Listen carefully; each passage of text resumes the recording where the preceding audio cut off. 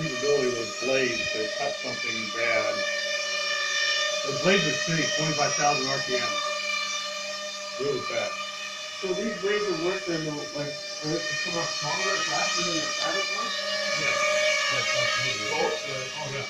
They're not like this stronger and faster? Well, this is a racing machine. Yeah. The Navic's a video camera, a flying video camera. But it can go fast. Sure, not like this. That goes 25 miles an hour. It's top. This will go 100. 100 miles an hour? Oh, yeah. Well, 120, 150. If I have it set up right, I go.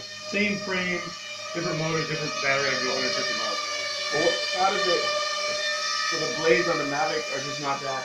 It's not set up for that. It's set up to be real smooth. It's designed to be a camera platform. Yeah. It's designed to be a racing machine. That's not a racing machine. We go fast, but not like this. I got my Maverick over there in the bag.